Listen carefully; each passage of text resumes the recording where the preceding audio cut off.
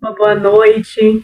Como é que vocês estão? Deixa eu ver se tá aí agora. Foi. A paz do Senhor, sejam todos bem-vindos, todas bem-vindas, boa noite.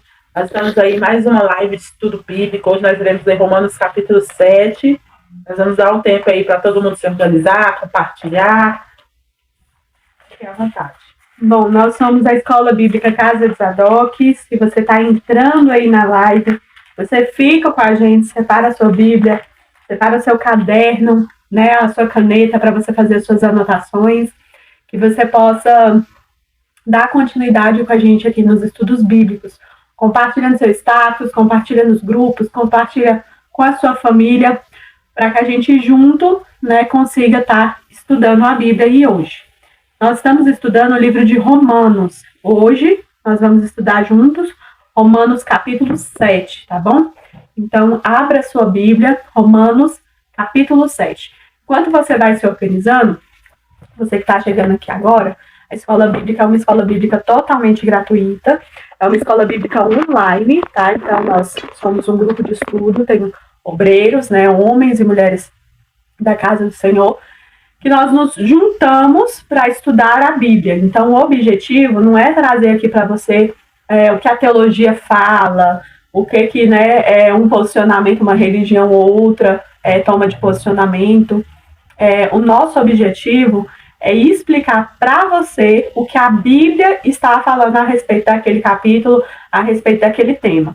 É muito importante nós entendermos, né, que ler um versículo isolado, às vezes, vai te dar um entendimento errado sobre o que a Bíblia está dizendo, sobre o que Jesus quis falar, o que aquele profeta naquele livro quis falar a respeito daquele versículo. Então, nós estamos lendo junto com vocês, capítulo por capítulo, do livro de Romanos.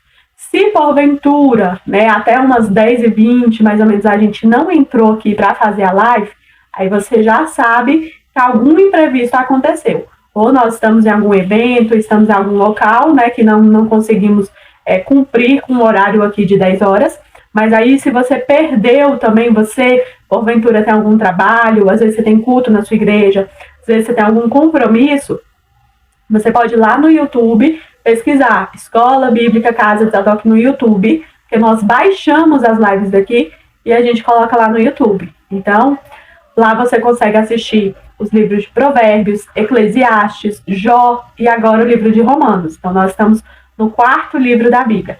Nós não estamos fazendo a sequência, né, da Bíblia, na ordem que a Bíblia é, porque nós estamos orando, né, pedindo sabedoria da parte de Deus. Estudamos a parte de cada livro, nos reunimos durante o dia para estudar cada livro da Bíblia, para que a gente consiga trazer aqui para você, da melhor forma possível, essa explicação a respeito desse livro, tá bom? Então, nós já demos aí, né, 5 minutinhos para você estar se organizando, você estar compartilhando os links.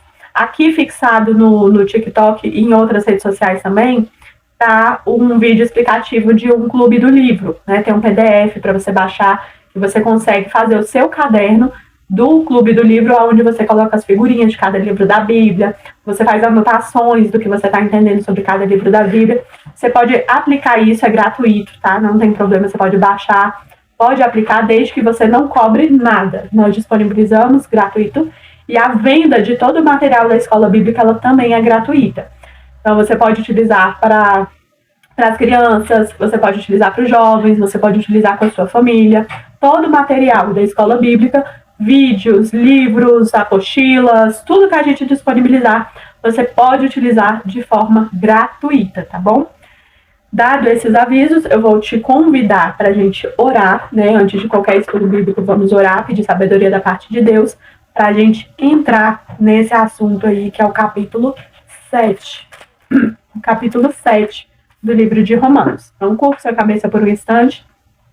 Senhor Deus Todo-Poderoso, Pai, muito obrigado, Senhor, pela graça, pela misericórdia de estarmos aqui mais uma vez.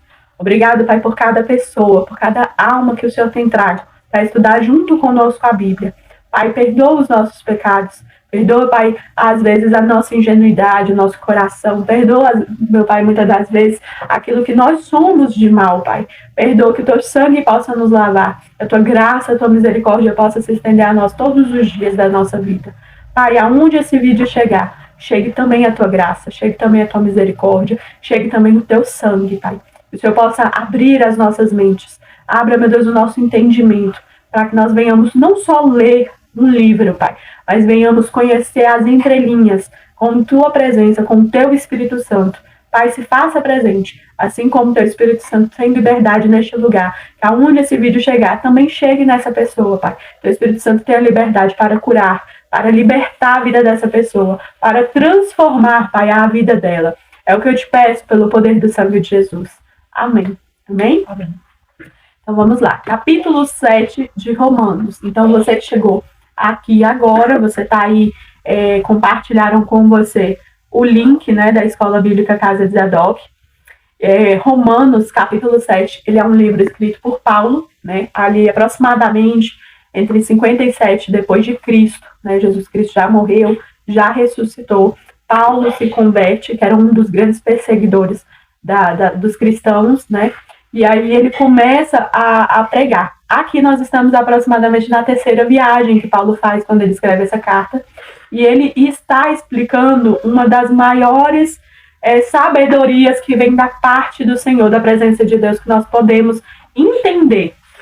Aonde vai o limite da lei, aonde acabou-se o tempo da lei, o verdadeiro motivo pelo qual Jesus Cristo vem por nós, como o pecado ele é revelado através da lei, através de tudo que é feito no Antigo Testamento, mostra para nós que nós somos incapazes de nos perdoar, somos incapazes de nos salvar, de nos resgatar, e porque a vinda de Jesus Cristo, a graça de Deus, ele é válido para todos. Nós temos agora, nessa época, uma mistura entre judeus, gentios, gregos, né? Muitas pessoas, o evangelho está se expandindo, os discípulos, né, estão se distribuindo entre as cidades para poder o evangelho alcançar o máximo de pessoas possível.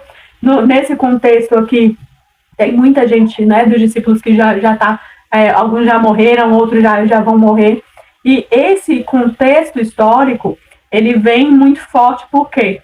Porque ser cristão nessa época é ter uma mudança de vida, é ter uma placa na testa praticamente de que você é cristão, então você é tratado diferente, você tem leis diferentes para você, você perde benefícios, como nós falamos ontem, você perde muitos privilégios, então, e você corre risco de vida. Então não era qualquer coisa, não era ser cristão, não era qualquer coisa. Então, como nós falamos ontem, mediante isso, Paulo vem falar, olha, vocês não têm uma carta, um aval, só porque vocês se batizaram, vocês aceitaram Jesus, para você pecar livremente, porque agora você está garantido que você não vai perder mais a salvação. Não, Paulo falou, agora que vocês conhecem, agora vocês precisam ter uma vida diferente. Vocês precisam, né, fazer a escolha de servir a Deus. A partir do momento que você morre para o mundo, você está vivendo para Cristo. A partir do momento que você deixa de servir o pecado, você está servindo a Cristo. Você tem uma escolha, só há dois caminhos. Ou você está com o pecado ou você está com Cristo. Então, no 6, ele é muito incisivo nisso. Ele explica para a gente essas decisões que nós temos que tomar. E no 7, eu vou ler junto com vocês, do versículo 1 ao 6, que é a primeira parte, né, onde ele vai fazer uma analogia, né, do casamento. Então, ele vai dizer assim, versículo 1. Porventura, ignorais, irmãos, pois falo aos que conhecem a lei, que a lei tem domínio sobre o homem toda a sua vida? Paulo questiona. Versículo 2.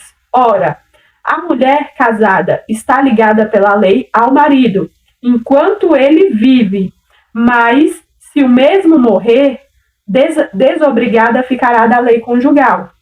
Versículo 3. De sorte que será considerada adúltera, se vivendo ainda o marido, unir-se com outro homem. Porém, se morrer o marido, estará livre da lei, e não será adúltera se contrair novas núpcias. Versículo 4. Assim, meus irmãos, também vós morrestes relativamente à lei, por meio do corpo de Cristo, para pertencerdes a outro, a saber, aquele que ressuscitou dentre os mortos, a fim de que frutifiquemos para Deus. Versículo 5. Por quê? Quando vivíamos segundo a carne, as paixões pecaminosas postas em realce pela lei operavam em nossos membros, a fim de frutificarem para a morte. Versículo 6. Agora, porém, libertados da lei, estamos mortos para aquilo que estávamos sujeitos, de modo que servimos em novidade de espírito e não na caducidade da letra.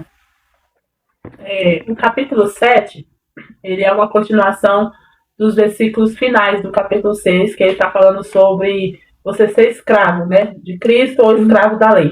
E aí, quando nós entramos no capítulo 7, nós temos aqui dois entendimentos. Nós vamos primeiro entender que Paulo está usando o casamento como uma ilustração, né? Ali uma comparação.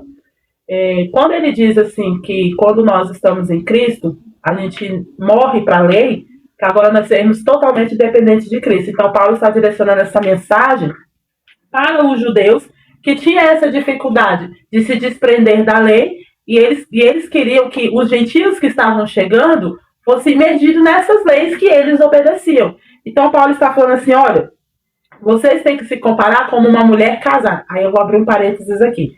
Por quê? Porque esse capítulo, irmão, ele é utilizado muito para acerca do divórcio.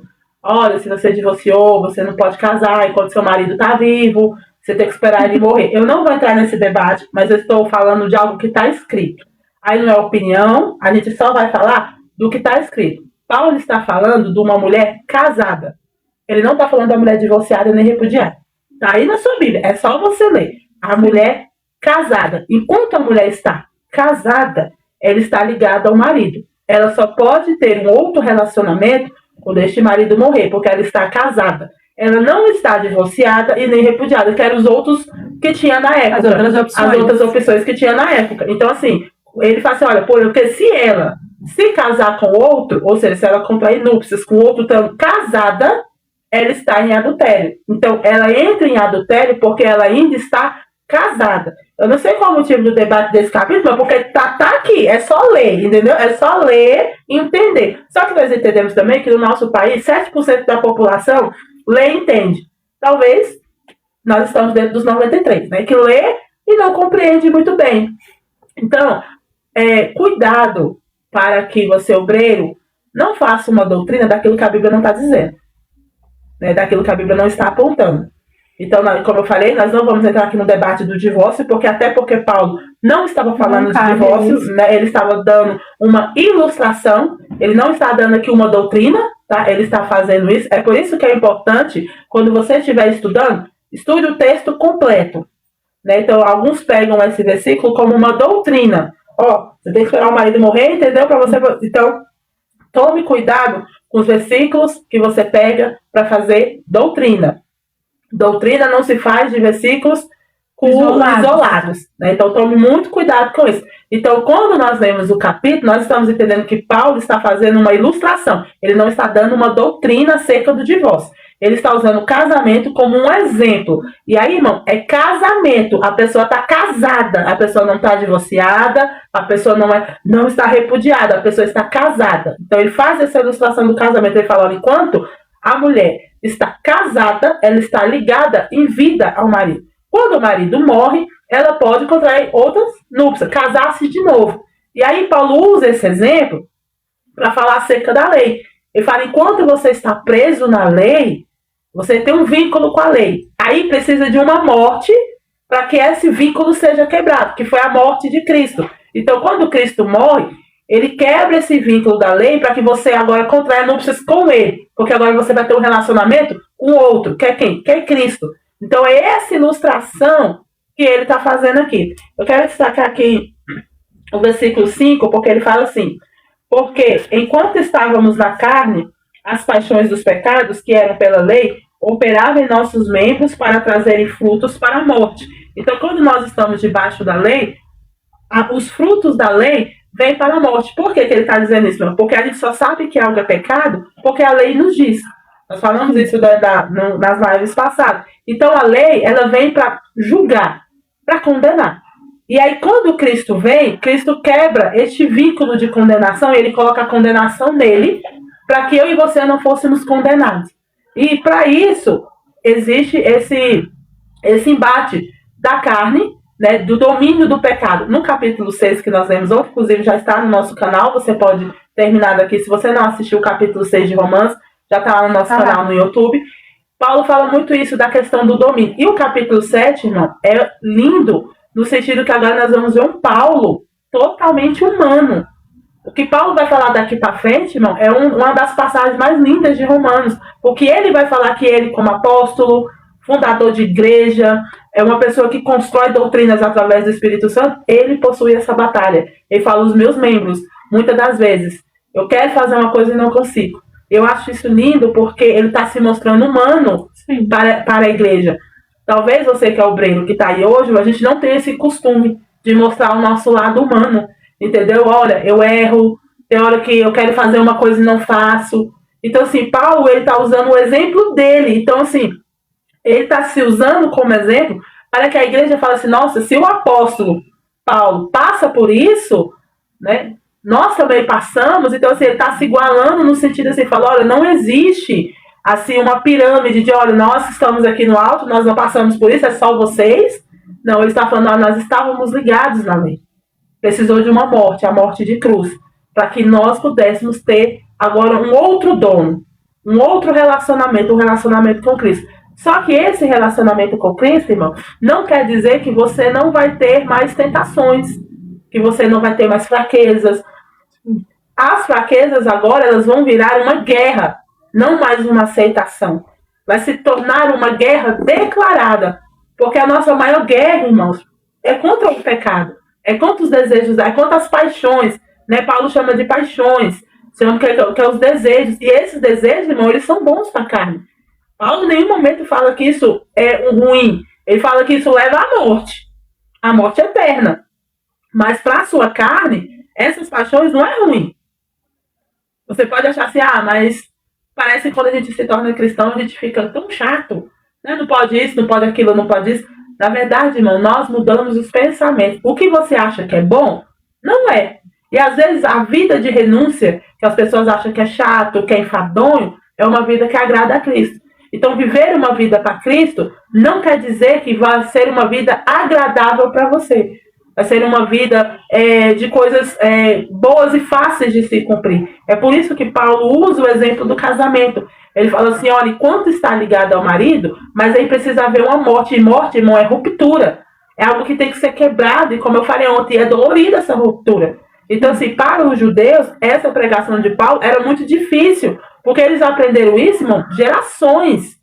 Você tem que obedecer à lei, você tem que estar debaixo da lei, você tem que estar apto a conseguir a justificação pelas obras. E que obras eram essas? O cumprimento da lei. Então os judeus, eles achavam que eles estavam cumprindo a lei, eles mereciam ser salvos. Não, eu sou salvo porque eu faço todas as leis que estão aqui, eu obedeço todas, então eu mereço estar na fila, entendeu? Na frente do grego, na frente do gentil. E aí vem Paulo e fala assim, olha, agora houve uma ruptura. E nessa ruptura, o judeu e o grego se tornam iguais. Para o judeu religioso, irmão, era o fim do mundo. Paulo está falando uma coisa dessa. Ele fala assim, quer dizer que agora eu que me guardei, eu que me esforcei para aprender toda a lei, sou igual a este homem gentil que nunca guardou nada, que nunca fez sacrifício nenhum, que come de tudo, se veste dessa maneira. Como é que eu consigo? Por isso que Paulo fala, é uma ruptura. É uma morte. Alguém precisa morrer para que Cristo possa crescer na sua vida. A lei, a sua religiosidade, os ensinos que você tem. Alguém precisa ter uma ruptura para que Cristo tome o espaço de ser o único dono da sua vida. E é interessante, irmãos, que essa analogia, né, e o capítulo 7, em algumas bíblias, né, a NAA mesmo, ela vai vir trazendo esse título, analogia do casamento, né, então é um comparativo para que eu e você, para que as pessoas da época consigam entender o tipo de relacionamento que Deus está buscando conosco a partir de agora. Dentro disso, aí ele como a Naira falou, morre-se o poder, né, a autoridade que o pecado tinha sobre o homem, né, que não conhece a Cristo, porque o fruto que ela produz, o fruto que viver sem Cristo produz, viver no pecado produz, a Bíblia vai dizer que todo esse fruto, ele gera uma morte, né, uma morte espiritual, uma morte no qual o homem não vai conseguir ter a vida eterna com Cristo, porque ele está no pecado. E aí vem Cristo, né, nos resgata, e agora ele vai fazer, né, o Novo Testamento, ele vai trazer, principalmente ali em Coríntios, ele vai explicar melhor a respeito dos frutos que o Espírito vai trazer, que aí a vida com Cristo, o relacionamento com Cristo, ele vai produzir frutos diferentes, ele vai produzir frutos, né, para que eu e você possa frutificar através do Espírito Santo. Então, os dons, né, o amor, você ser paciente e tudo. Ele continua, né, eu vou destacar aqui só o versículo 5, junto com você, que ele vai falar assim: porque quando vivíamos segundo a carne, então eu e você, quando nós não conhecemos a Cristo, nós temos paixões pecaminosas postas em realce pela lei, que operavam em nossos membros a fim de frutificarem para a morte. O que eu quero destacar? Como a Nayara falou, muitas das vezes, essa vida, né, de pecado, ela aparentemente ela tem uma felicidade, ela aparentemente tem uma alegria momentânea, ela tem, muitas das vezes, a Bíblia vai falar que o inimigo ele é dono desse mundo, né? Então ele tem a autonomia de oferecer tudo que é bom do mundo para aquela pessoa que serve a ele. Então às vezes ela vai ter fama, às vezes ela vai ter dinheiro, às vezes ela vai ter coisas que aparentemente são muito boas, mas a Bíblia vai falar que, olha, existe um fruto do pecado que é a morte. Essas pessoas, e aí eu me incluo dentro disso, que quando vivia em pecado, né, quando eu não estava em Cristo, a alma, ela comunica que você está vivendo dessa maneira, ela comunica que você está vivendo em pecado. Como que ela vai comunicar, Bárbara? Ela vai comunicar a partir do momento que você deita no travesseiro, você não tem paz. Você deita no travesseiro, você não consegue dormir, você tem pesadelos, você tem crise de ansiedade, você tem altos e baixos, mesmo tendo muito dinheiro, você não consegue ser feliz, mesmo tendo um casamento que aparentemente para todo mundo é perfeito, as fotos são lindas, tá tudo combinando, né? Todo mundo tem saúde, não precisa estar, né, triste, mas parece que algo está errado. Né? Hoje eu assisti um vídeo muito bonito do ator que faz o The Closing, né, que faz Jesus no The Closing. Ele fala bem assim, olha, isso que você está sentindo, ele fala para um rapaz, que o rapaz ele conta que ele sentiu algo diferente, ele sentiu dúvida a respeito de ter um Deus só ou vários deuses como ele cria. E aí ele fala, olha, esse sentimento que você está sentindo aqui dentro do seu coração, a sua alma está comunicando, Deus ele está tentando te alcançar, ele está te chamando. E aí eu achei por bem te avisar que Deus está falando com você. E eu achei muito bonito isso, porque eu parei para pensar e falei, Senhor, quantas vezes ou quantos lugares eu passei que as pessoas e eu mesmo senti, né? A alma comunica esse sentimento de que algo não está certo. Mas você olha assim, a casa está bem pintada, os carros estão na garagem, a despensa está cheia, o casamento está perfeito, mas algo não está certo. Então, o Paulo ele vai fazer essa analogia, né, a respeito dos frutos do pecado. Então, esses frutos eles são muito reais. Quem passa por isso, talvez você está passando por isso, você sabe que algo não está certo. E aí quando vem a segunda parte, que aí ele fala o versículo 6, agora, porém, libertados da lei. Parece que você, a partir do momento que você aceita Jesus Cristo como seu Salvador, você é libertado desse peso. Esse peso de carregar o pecado vindo de Adão, esse peso de você não ter salvação, de você não ter uma vida eterna, de você não crer, não saber o que vai acontecer depois, de você não ter alguém para te salvar. E aí você, como morto, aí ele continua assim, estamos mortos para aquilo que estávamos sujeitos a essa condenação, de modo que servimos em novidade de espírito. Né? Então agora, com a presença de Deus, aí pode parecer assim, loucura, né, para o mundo. Né? Tem até um artista, acho que é J alguma coisa, ele que ele abriu mão de contratos, ele abriu mão de muitas coisas do mundo, que ele era DJ, e hoje ele vive um testemunho em Cristo. Então eu olhei e eu ouvi eu vi um vídeo, se você conhece esse artista, depois você pesquisa, é um dos últimos vídeos que ele publicou. E aí ele falou bem assim: eu estou aqui hoje, gravando este vídeo, para me desculpar, porque eu vi os meus trabalhos de anos atrás. E eu fiz competição com meninas de 14, 15 anos para elas dançarem de biquíni a minha música, que eu ia repostar, que eu ia fazer isso. E eu comecei a olhar os meus trabalhos antigos e eu comecei a chorar e eu comecei a pedir perdão para Deus. Porque hoje, olhando para isso, eu me sinto constrangido, porque além de eu pecar, eu fiz crianças, jovens, adolescentes. Aí ele falou: hoje eu sou pai. Eu não consigo imaginar minha filha dançando de biquíni em rede nacional. Então ele falou: hoje eu venho gravar esse vídeo porque Cristo me constrangeu e hoje eu me sinto constrangido com a atitude que eu tive.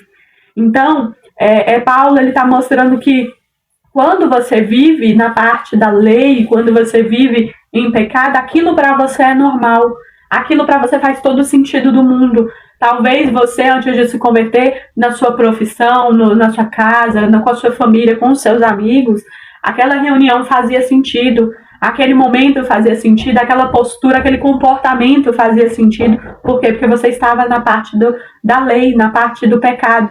E aí, quando você morre para o pecado, você decide aceitar Jesus, você se batiza, e o capítulo 6 ele vai falar isso: a partir de agora você nasce, né? E ele vem fazendo essa analogia do casamento. Aquela mesma situação, ela não faz sentido para você. Ela te constrange, ela te envergonha, ela faz você pedir perdão para Deus, porque você realmente entende o horror do pecado naquilo ali. Não precisou ninguém chegar para ele para falar. Não precisou ninguém apontar o dedo para ele. E isso eu acho muito bonito, e aí eu abro, como a Nara falou, eu abro esse parênteses aqui para você, os obreiros da casa do Senhor que estão nos seguindo. Talvez você nunca foi ensinado em relação a isso, mas essa vida que nós estamos falando de pecado de antes não nos dá o direito de apontar o dedo para as pessoas que ainda estão no antes. Você um dia esteve no antes. O Espírito Santo, ele é, irmãos, ele é o principal que tem interesse para fazer alcançar uma alma. Você não precisa passar na frente dele, ele não pede a nossa ajuda para isso. Ele não precisa. Ele não precisa do nosso auxílio, porque se precisasse, irmão, nós mesmos tínhamos sido capazes de se salvar. Se você não foi capaz de se salvar, o Espírito Santo não precisa de você para salvar outra pessoa. Então, isso não é uma justificativa para você apontar o dedo para uma pessoa e falar: olha, você está vivendo em pecado, entendeu? Você não morreu.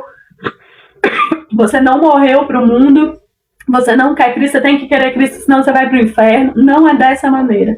Não precisou ninguém chegar lá nesse rapaz e falar bem assim: olha, pega todos os seus vídeos antigos, entendeu? Exclui, se desculpa, grava um pedido de desculpa porque é uma vergonha. Ninguém chegou lá para falar. O Espírito Santo, ele alcança a pessoa, ele constrange, e ele mesmo faz com que a pessoa faça aquela atitude.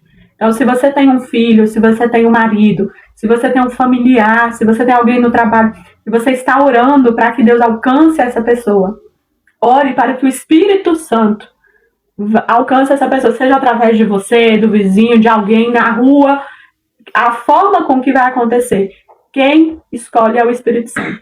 O nosso papel é orar. O nosso papel é clamar para Deus. Mas como ele vai fazer, quando ele vai fazer, e quem ele vai usar, aí é com ele, irmãos. Não é eu e você que vai precisar ajudar. E aí ele continua aqui dizendo assim, versículo 7, vou ler junto com vocês, do 7 ao 12. Né? Esse capítulo ele tem 25 versículos. Vamos ler do 7 ao 12. Que diremos, pois, Paulo indaga, é a lei pecado? De modo nenhum. Mas eu não teria conhecido o pecado senão por intermédio da lei. Pois não teria eu conhecido a cobiça, se a lei não dissera, não cobiçarás. Mas o pecado, tomando ocasião pelo mandamento, despertou em mim toda sorte de concupiscência, porque sem lei está morto o pecado.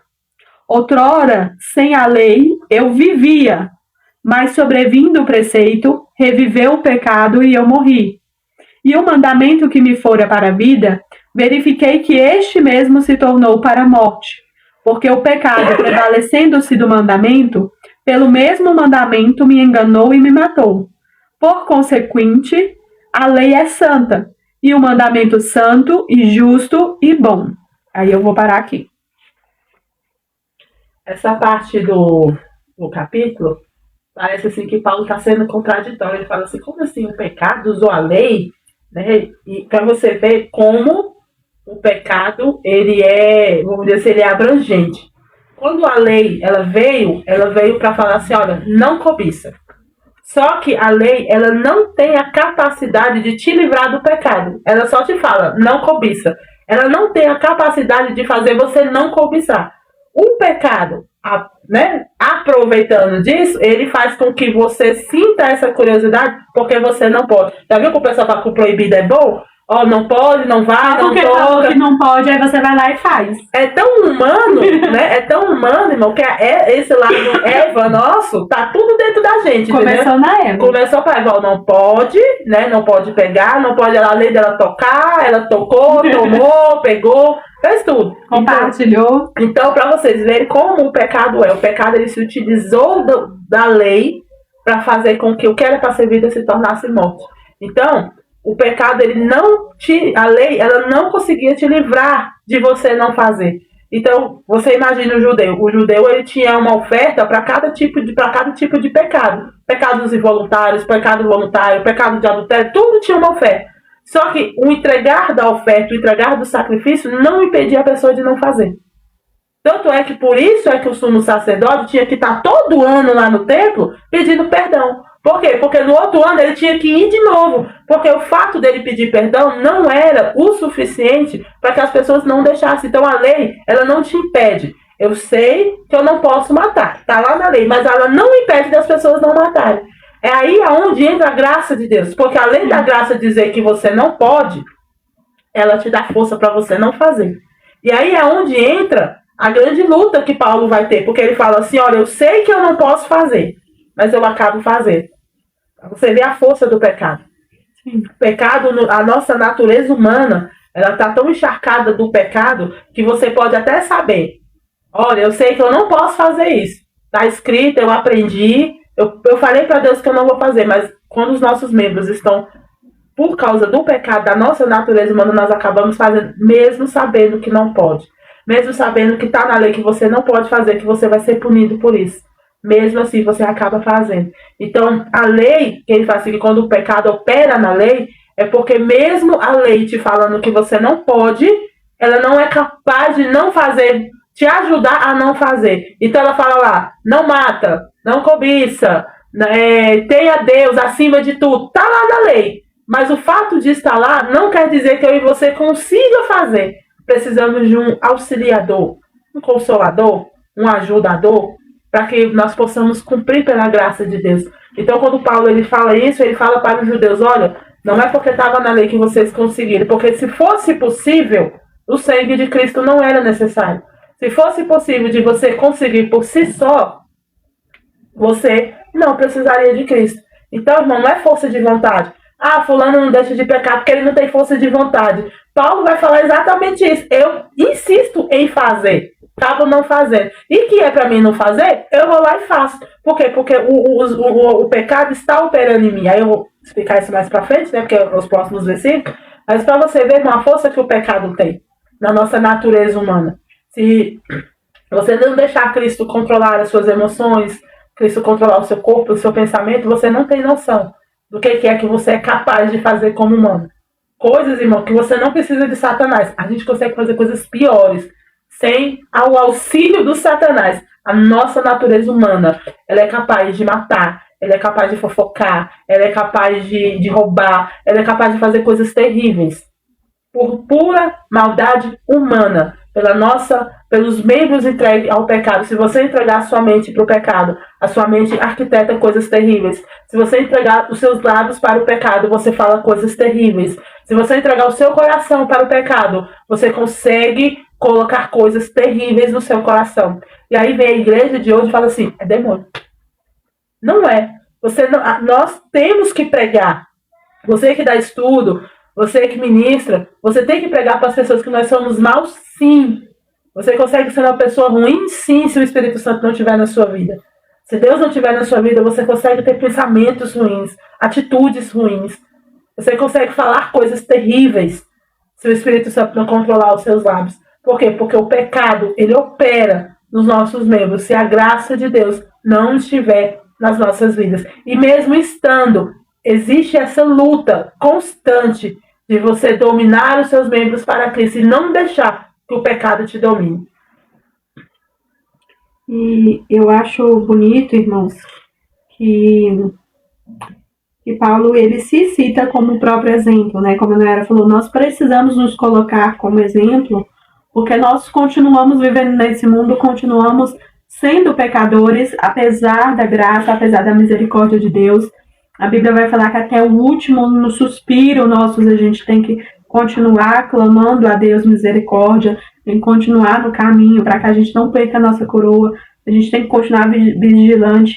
E Paulo, ele vai falar, olha, eu vou destacar aqui o versículo 12, ele vai falar, ó, por conseguinte, a lei é santa, e o mandamento santo, justo e bom. Então, a lei, irmãos, quando ela foi criada, ela reflete o caráter de Deus, ela reflete aquilo que Deus imaginava que nós seríamos, né, naturalmente, sem o pecado. Então, de norma objetiva, né, seria um pacto para mim e para você, de como seríamos justos, né, como seríamos santos, como seríamos bons seres humanos, né, criados à imagem de Deus, por isso seríamos como a lei pede. Então, a lei não é que ela é ruim, a lei em si. A lei, quando ela foi criada, né, desde ali do Jardim do Éden, Deus coloca algumas regras do que pode e do que não pode, ela vem para nos mostrar a conduta do que era esperado de mim e de você. Né? Eu acho bonito que o relacionamento que nós temos com Cristo, com Deus e com tudo na vida cristã, ele é muito comparativo a uma família. Né? A você pai, você mãe com os seus filhos, ele é muito comparativo um relacionamento. Aqui Paulo, ele faz no início a comparação ao casamento, mas a gente tem também em relação à lei a comparativa entre um pai e um filho. Mediante o pai chega para o filho e vai falar, olha filho, você não vai roubar, você não vai mentir para mim, você vai estudar, você vai ter boas notas, você tem um futuro bom. Então você na sua casa, você tem um compilado ali de regras, cada casa vai ter o seu compilado, seus ensinamentos, mas você tem uma lei, digamos assim, que você coloca para nortear as expectativas que você tem do seu filho, as expectativas do que seria bom no seu ver, por isso que para cada lá muda-se, né? Porque cada família tem uma rotina de vida, tem uma expectativa diferente até pela classe social, mas você está colocando regras para embasar o que você criou de lei de expectativa para o seu filho. E aí, quando o seu filho quebra essas regras, essa lei, né, ele está pecando na confiança sua de pai e de mãe, e aí você se decepciona com aquele filho. Então, mediante esse exemplo, nós temos esse tipo de relacionamento com Cristo. Quando a lei é criada, por isso que Paulo vai dizer, olha, a lei ela é santa, ela é um mandamento santo, justo e bom, porque ela foi criada por Cristo para que nós pudéssemos mostrar que nós éramos semelhantes a Cristo, conseguindo fazer a lei. Só que, mediante essa criação da lei e dos mandamentos e tudo, a lei acaba revelando a nossa imperfeição. Ela acaba revelando a nossa incapacidade de viver em Cristo. Ela acaba revelando a nossa incapacidade de nos salvar sem Cristo. Né? Aí é necessário que Cristo venha, né? que a lei morra ali com Cristo, ele morre morte de cruz, pega sobre si os nossos pecados, né? Mesmo ele sem ter pecados, e ele ressuscita para uma nova vida mediante a graça e a fé.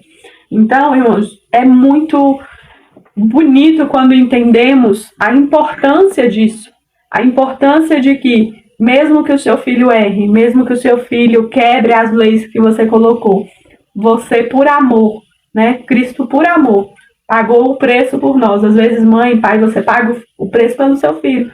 Mesmo que ele tenha errado, mesmo que ele tenha quebrado as regras que você colocou, você paga um preço para que o futuro dele não seja destruído. Foi isso que Deus fez conosco, para que o nosso futuro com ele não fosse destruído. E aí ele continua, versículo 13. Acaso o bom se me tornou em morte? De modo nenhum. Pelo contrário, o pecado, para revelar-se como pecado por meio de uma coisa boa, causou-me a morte, a fim de que pelo mandamento se mostrasse sobremaneira maligno. Porque bem sabemos que a lei é espiritual. Eu, todavia, sou carnal, vendido à escravidão do pecado, porque nem mesmo compreendo o meu próprio modo de agir, pois não faço o que prefiro, e sim o que detesto. Ora, se faço o que não quero, consinto com a lei que é boa. Neste caso, quem faz isso já não sou eu, mas o pecado que habita em mim.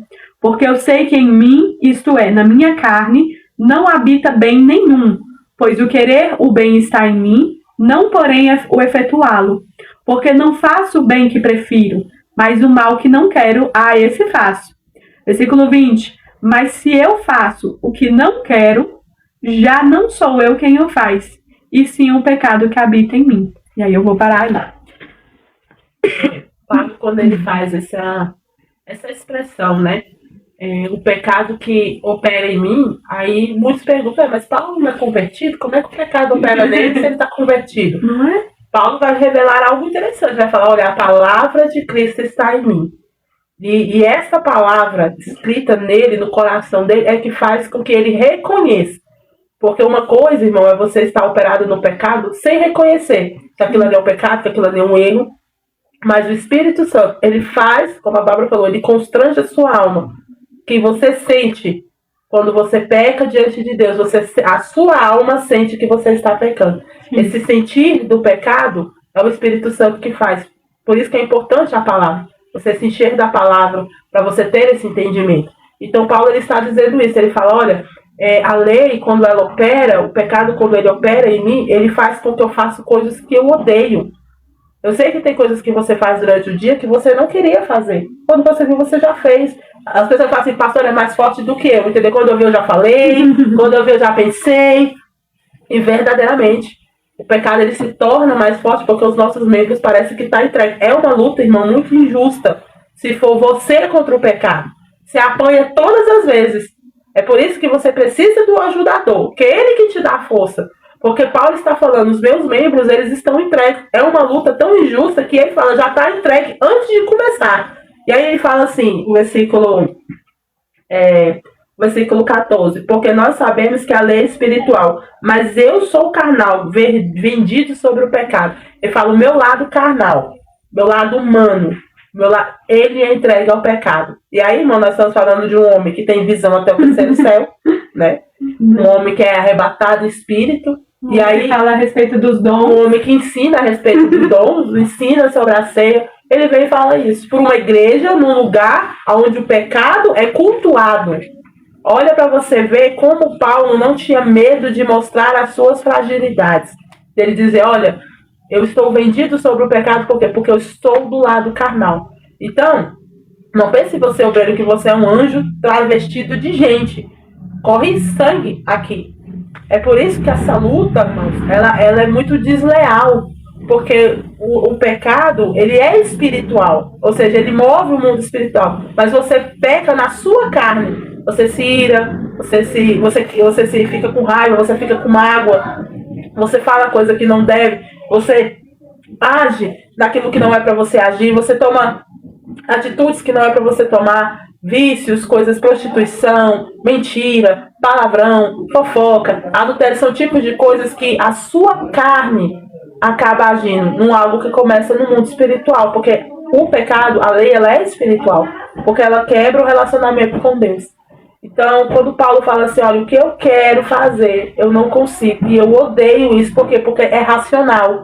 Ele não está falando de algo, irmão, acidental. Ele está falando de algo que ele sabe que não é. E mesmo assim, o membro dele, o corpo dele acaba fazendo e acaba cometendo. E aí se torna uma briga, porque ele sabe que ele é escravo de Cristo. Que ele tem que agradar ao Senhor. E ao mesmo tempo que ele precisa agradar ao Senhor, o corpo dele quer agradar a ele. Quando você está fazendo um exemplo, quando você está fazendo um jejum, parece que é quando mais a comida está gostosa, parece que o cheiro da comida é o melhor. E aí existe essa briga. Hoje eu vou ler a palavra de madrugada. É quando você mais quer. É o melhor sono. É quando você promete que você vai levantar 3 horas da manhã para orar. parece que você que não consegue dormir, se aparece o sono do mundo. É por isso que ele fala, é tudo tão espiritual que trabalha para você não fazer, para você não conseguir, para você ser embarreirado nisso. Porque essa é a força do pecado. Não brinque com o pecado, não brinque com a aparência do mal. Se aquilo ali mexe com você, se aquela situação mexe com o seu lado humano, não brinque com aquilo. A Bíblia fala para você fugir, a Bíblia fala para você correr, a Bíblia fala para você sair. Não brinca, eu não quero ser forte. Paulo está falando assim, eu sei que é errado. Quando eu vou ver o meu corpo está entregue para fazer. E eu estou falando do homem convertido, irmão, que jejua, que ora a Deus. Você imagina se nós não estivermos com uma vida temente ao Senhor. Não existe nem briga. Não existe nem briga no meio dessa história, entendeu? Então, não se ponha numa situação que você não tem. Não, ó, pastor, eu sou santo, entendeu? Não sinto vontade de nada, já saí do mundo, entendeu? Não sinto tentação. Você virou anjo. Falta suas asas, bater e voar. Você, né? Conseguiu, entendeu? Você vai passa a receita, como é que faz? Porque é impossível. E às vezes, e aí eu sei que tem muitos obreiros que nos acompanham, por causa do cargo, da responsabilidade eclesiástica que possuímos, a gente cria uma imagem de uma barreira que não existe, de que, nossa, fulano deve ser um homem de Deus perfeito, não deve pecar, não deve errar. E aí, quando as pessoas veem o humano que você é, eles se escandalizam. Porque eu imagino a igreja de Roma lendo o que Paulo está falando. Porque Paulo, irmão, aqui, ele está no momento auge do ministério dele, está na 3ª viagem missionária. Ele falou assim, nossa, se ele tá desse jeito, entendeu? Imagine a gente, então. Já tá com fama. Né? Então, assim, essa parte ministerial de Paulo é tão interessante, porque ao mesmo tempo a gente vê o homem de Deus, a gente vê o apóstolo usado, a gente vê um homem extraordinariamente usado por Deus nos dons dados, e você vê ele falando assim, eu brigo com o meu corpo, porque se eu deixar, ele faz o que eu odeio, o que eu não quero. Se eu não vigiar, ele faz o que eu não quero. Então, assim, isso para mim é se pôr no seu lugar de humano. Você ainda é humano. E talvez você que está me ouvindo, você saiu da presença do Senhor, o pecado te venceu, te afastou, você se sente afastado, você não sente mais a presença do Senhor, e talvez você pense assim, acabou. Para mim, encerrou. É uma luta a qual eu fui vencido por nocaute, não tenho como eu conseguir reagir. Você tem a graça de Cristo que pode te ajudar. Porque Cristo, ele morreu, irmão, e ressuscitou, porque ele sabia que a Nayara não daria conta. Ele sabia que a Bárbara não daria conta. Ele sabia que você não daria conta. Ele sabia que os nossos corpos, eles são entregues ao pecado, porque existem os desejos e as paixões terrenas, humanas, e eles são muito fortes. Cristo sabia que ninguém conseguiria. É por isso que ele veio. Ele veio para mim, ele veio para você, ele te chama de volta, para você não lutar essa luta sozinho. Porque se você quiser, a gente muitas das vezes, por exemplo, eu cresci na igreja e eu ouvia muito isso, né? Se limpa primeiro e vem. Eu não sei quem foi que ensinou essa ordem, não. Né? Eu vou me limpar primeiro, eu vou me converter, eu vou mudar, vou melhorar, depois eu vou para Cristo. Eu nunca vi ninguém conseguir fazer isso sozinho. Você pode fazer isso aparentemente, mas só quem te limpa é Jesus, é só quem te liberta é o Espírito Santo, é só o sangue de Jesus que te liberta, é só Jesus que te perdoa. Você não tem capacidade. A igreja não faz isso por você. O seu pastor, o seu líder, o membro da sua igreja, sua mãe, o seu pai, ninguém pode fazer isso por você. Não tem santo nenhum, não tem religião nenhuma que faça isso por mim e por você. Só Cristo pode fazer isso por mim e por você. Então volte para a presença daquele que pode fazer com que você se levante e vença essa luta. Só Jesus pode fazer isso por você. Não se entregue, não fique afastado, não fique fora da presença do Senhor. O Senhor, ele te quer e ele faz com que ele, irmão, que vai te limpar. É ele que vai renovar as suas forças. É ele que vai tirar o pecado, porque ele é o Cordeiro que tira o pecado do mundo. Bárbara não consegue tirar o pecado de mim, eu não consigo tirar o pecado da Bárbara. Se a gente juntar, não, Deus não tira o teu. É capaz da gente apresentar mais alguns, entendeu? A gente passa o nosso. Mas Cristo, ele faz isso por nós, irmãos. Então, assim, não deixe com que as frustrações da igreja, das pessoas, façam com que você entregue os seus membros para o pecado. Paulo fala assim, eu luto. A palavra de Deus está em mim, eu luto. A palavra de Deus tem que estar em você, porque se a palavra de Deus não estiver em você, você não consegue fazer essa luta. É impossível você fazer isso com as suas forças. E eu acho interessante, né, eu vou destacar aqui o versículo 20, ele vai falar assim: mas se eu faço o que não quero, já não sou eu quem o faz, e sim o pecado que habita em mim. É interessante isso que a Nayara está falando, que a minha avó dizia assim que quem pariu embale, né? Essa época desses provérbios aí bonitos, né?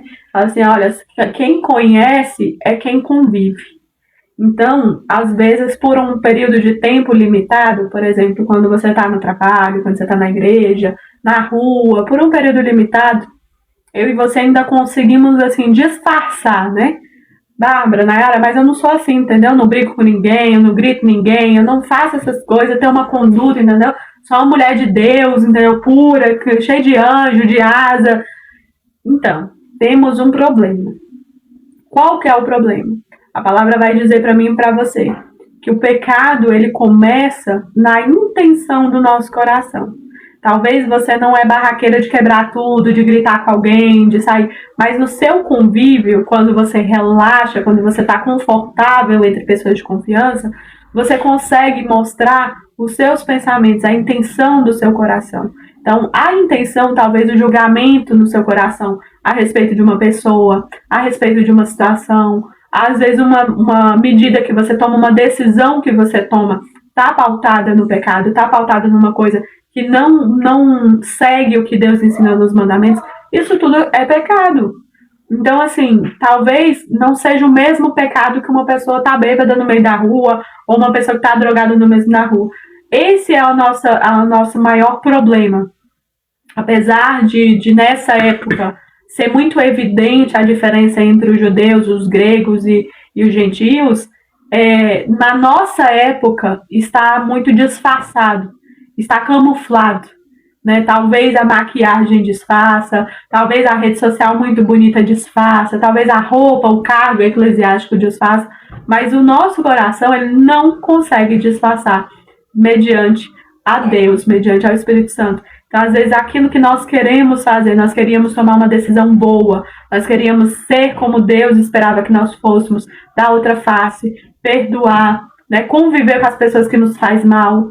Então, existem várias formas de pecado que eles estão apenas disfarçados. Não quer dizer que você não peca.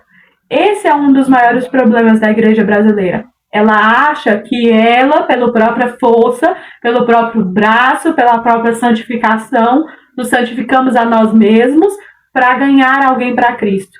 Então, eu preciso de uma igreja que o pastor tá com a cara dele lá em cima na placa, entendeu? Ele é o exemplo de casamento, ele é o exemplo de pai, ele é o exemplo de obreiro, aí você bota tanta carga pesada em cima dele, que aí quando ele se revela pecador, porque Paulo fala, olha, eu, mesmo querendo fazer o certo, às vezes eu não consigo porque a minha carne, ela vence. Aí quando esse tipo de obreiro, ele revela que ele continua vivendo no mundo real, que ele peca porque ele é carnal, apesar dele lutar todos os dias para não pecar, a igreja, né, se desvia, as pessoas largam Cristo, culpa Cristo porque aquele pastor se desviou, aquele pastor caiu, aquele pastor fez algo errado.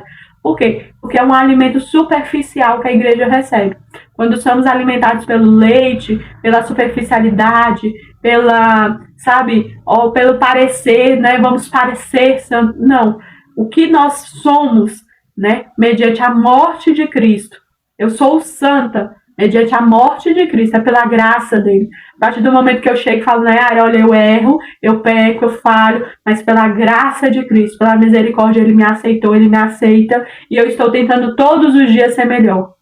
É diferente do que eu construir uma fantasia para um dia essa pessoa se surpreender porque eu erro. E aí você vai quebrar toda a base que você construiu cristã na vida dessa pessoa, você vai quebrar e você joga ela no mundo e nunca mais você consegue refazer isso, nunca mais você consegue consertar. Se não for a graça de Deus, a misericórdia de alcançar essa pessoa novamente, ela nunca mais volta para o evangelho. Por um erro de Deus? Não. Por um erro humano do obreiro que construiu o peso sobre ele mesmo. Talvez, pastor, talvez o cargo que você tem eclesiástico, talvez você está cansado, você está triste, você está, sabe, aquele evangelho que tá te deixando depressivo.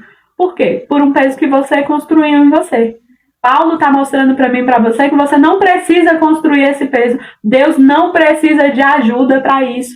Você pode chegar e falar, olha, mesmo eu não querendo, eu sou falha. Por quê? Se não for a graça e a misericórdia de Cristo, eu não consigo. Eu preciso me fortalecer, eu preciso orar, eu preciso jejuar, eu preciso pedir perdão, porque sozinho eu não consigo.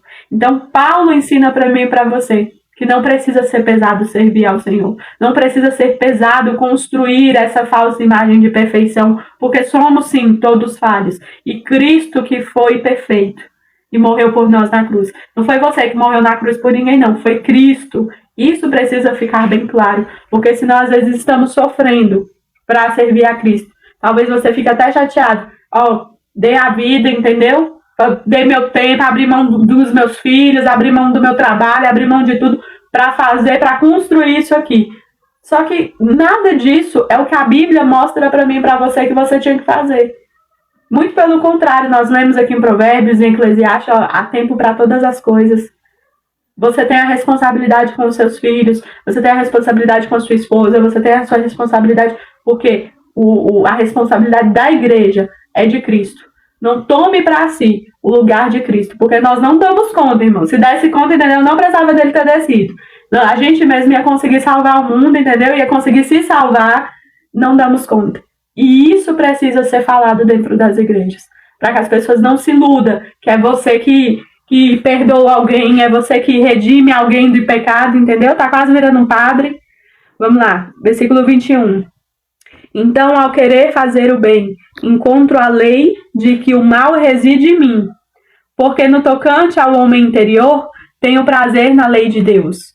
Mas vejo nos meus membros outra lei, que guerreando contra a lei da minha mente, me faz prisioneiro da lei do pecado, que está nos meus membros.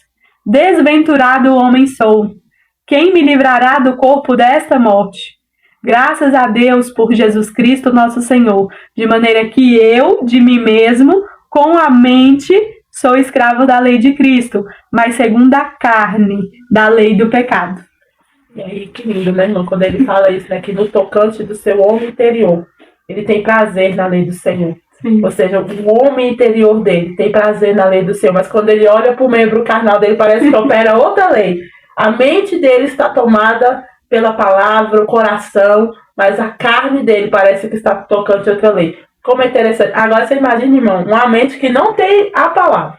Então, é o que eu falo, não tem nem briga. É a mente o corpo. Então, isso é muito real para mim e para você. Você pode conhecer a Bíblia de capa a capa. Você não domina os membros do seu corpo. E Paulo fala assim, olha, o último versículo, o 24, 25. Ó miserável homem que sou, quem me livrará do corpo desta morte do pecado? Eu agradeço a Deus, que por meio de Jesus Cristo nosso Senhor. Assim, pois com a mente, eu mesmo sirvo a lei de Deus, mas com a carne a lei do pecado. Ou seja, domina os dois. Mas existe um que vai se sobressair, é quem você mais alimentar. Se alimente da lei de Cristo. A sua mente. Paulo fala tanto da mente, principalmente no livro de Romanos. Ele fala muito sobre a mente. Deixa a palavra de Deus dominar a sua mente e o seu coração. Não só o seu corpo, no sentido de obediência a uma religiosidade. Não, eu sou crente, entendeu? Tô com essa roupa tal. Hoje um grupo de jovens a qual nós ajudamos com o estudo mandou um vídeo para mim de um pastor. Eu não vou citar o nome que eu também não lembro, né? Que ele estava... É claro que dou um adentro, porque ele estava ministrando para as ovelhas dele. Então, a doutrina não era para todos, era para quem é ovelha dele. E ele estava pedindo para que as mulheres que encontrassem ele na rua, alguma ovelha dele encontrasse ele na rua e por acaso a pessoa tivesse de leg, não desse parte do Senhor para ele, que ele não ia dar parte do Senhor. Ele se achou desse direito, entendeu? Você está com essa roupa, então não me dê parte do Senhor. É claro que era uma doutrina para os membros da igreja dele. Mas eu acho interessante essa visão, irmão, de eu me achar tão superior que eu não quero nem o Pai do Senhor da Bárbara, entendeu? Porque assim, eu sou muito superior. Por quê? Porque eu não uso a mesma roupa que você está usando. Irmãos, eu não sei qual é a Bíblia que fundamenta isso, né? Porque às vezes pode ter alguma Bíblia que a gente ainda não tenha, né? Eu acho interessante isso porque tem coisas que a gente deixa passar que Deus abomina. Um exemplo, a fofoca. Você sabia que Deus abomina a fofoca do mesmo jeito que ele abomina o adultério, do mesmo jeito que ele abomina o assassinato, do mesmo jeito que ele abomina o roubo. E aí a gente tolera isso. Ah, não, fulano fofocou, entendeu? Matou o casamento de um, separou, matou a alma de outro, mas tá tudo bem. Tá tudo certo. Mas eu não suporto a pessoa de leve. É tão assim, isso é tão irreal, irmão. É claro que eu não tô criticando doutrina, cada um tá na sua igreja que tem a sua doutrina, nós respeitamos. Eu só tô dizendo pra você que não existe espaço no evangelho para uma superioridade. Não tem como você estudar a Bíblia e se achar superior. Porque eu peco, a Bárbara peca. Talvez os nossos pecados não tenham o mesmo nome. Mas isso não me faz melhor do que a Bárbara, porque eu não cometo os pecados que a Bárbara comete. Ah, eu me sinto bem porque eu não faço isso, entendeu? Eu não ponho meus pés nisso, eu não tenho esse tipo de atitude. Mas você tem outras. Eu não compartilho, entendeu? Eu não compartilho aqueles pecados, mas você tem outros, irmão. Né? Então, assim, o como é? Então, por isso que coloca a palavra do Senhor na sua mente, que quando nós aprendemos a palavra, não existe espaço para superioridade. Quando você olha para os discípulos, irmão, os discípulos queriam saber quem deles seria o maior. Quem de nós aqui que vai mandar em todo mundo? Ou seja, eles já se sentiam tão importantes que eles queriam saber quem era o maior, porque eles já se sentiam superiores. Nós somos os 12 que Jesus escolheu, entendeu? Nós somos o clube. Nós somos o clube dos 12, nós vamos saber agora de nós quem é o maior. Aí vem Jesus, ai, Deus, maravilhosamente, pega uma criança que não está dentro dos 12, a criança naquela época era considerada inferior, ele pega uma criança e fala, então, quer ser grande? Seja como eles. Mano, eu ficaria com vergonha, entendeu? Se eu tivesse dado no meio desse, assim, sério, você está nos comparando pra mim ser como uma criança, não só ser, e tomar cuidado para ele não se desviar com o exemplo de vocês. Porque faz um pequenino desse se desviar, é melhor que vocês arrumem uma pedra e se joguem do penhasco. Não, isso é tão sério, porque a regra do reino é tão diferente. Então, assim, quando nós olhamos para nós numa superioridade que nós não temos esse direito. Eu gosto quando vem os seres superiores dos 12, né? Na crucificação, todo mundo some, entendeu? Todo mundo subiu. Era tão superior que ninguém aguentou. Então, eu vejo esse mal que existe de uma religiosidade por questão da santidade, a santidade com Deus não te faz ser superior. Isso é um dos maiores erros que eu vejo hoje em dia. Você se sentir superior porque você não peca do jeito que o irmão peca.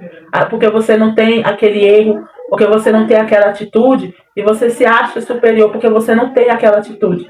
Mas é bom, irmão, que Paulo não está usando o outro como exemplo. Ele está falando dele, ele está falando o meu corpo, os meus membros. Miserável eu sou. Miserável eu sou. Porque seria bom se ele falasse assim, então, o corpo de vocês é tudo dominado pelo... Ele não estaria falando dele. Mas ele está falando dele, fala, olha, o meu corpo, ele consegue ser dominado pelo pecado. Mesmo eu, no meu homem interior, tendo prazer pela lei do Senhor.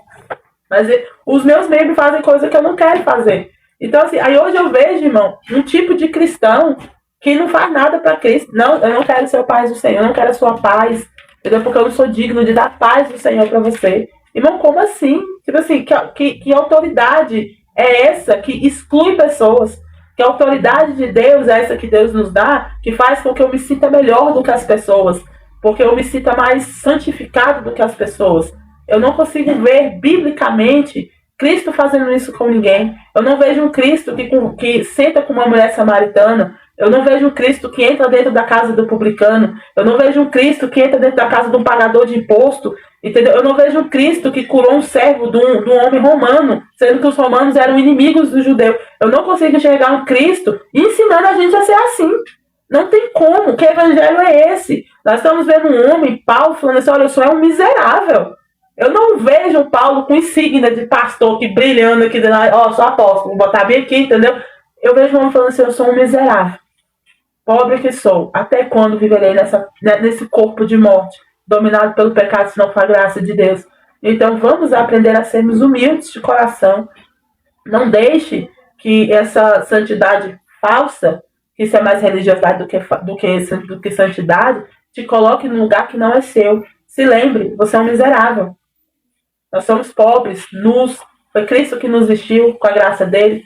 Foi Cristo que nos deu um nome. Foi Cristo que colocou um anel no nosso dedo. Foi Ele que colocou chinelo nos nossos pés. Porque nós éramos para estar comendo com os porcos, irmão.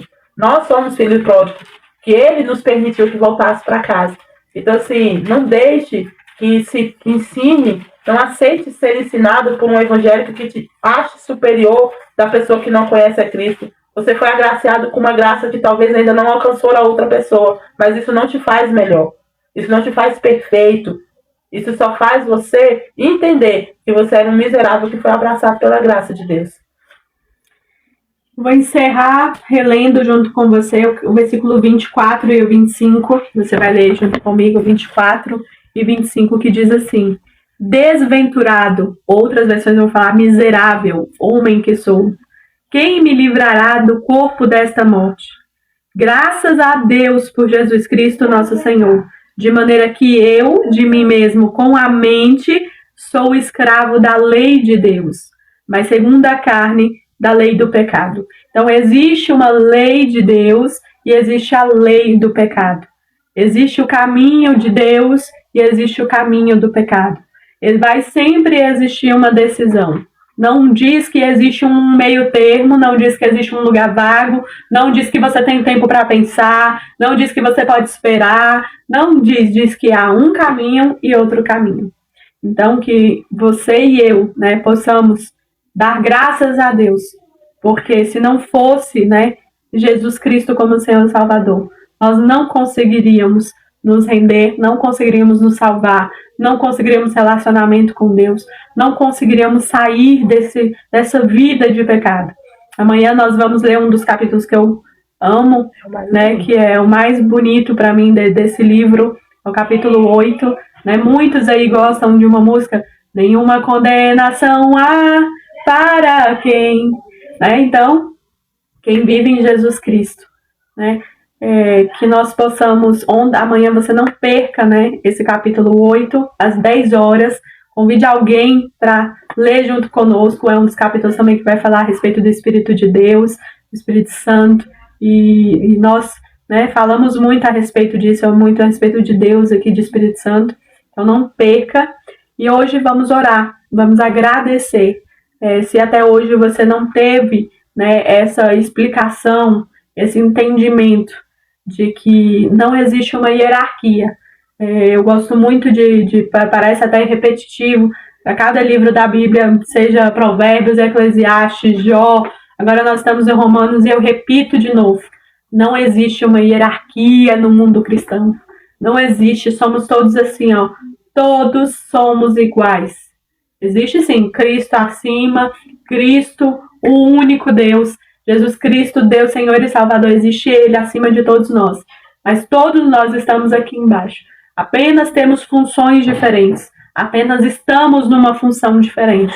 Talvez você no mundo corporativo aí, você está presidente de uma organização, você está diretor de algum lugar, você está marketing de algum lugar, vocês têm funções diferentes, profissões diferentes. Na igreja brasileira nós somos assim, nós temos funções diferentes, servimos a Cristo, né, de formas diferentes, mas isso não quer dizer que alguém é superior a mim ou eu sou menor que alguém por causa de uma carteirinha, um cargo eclesiástico, qualquer que quer que seja.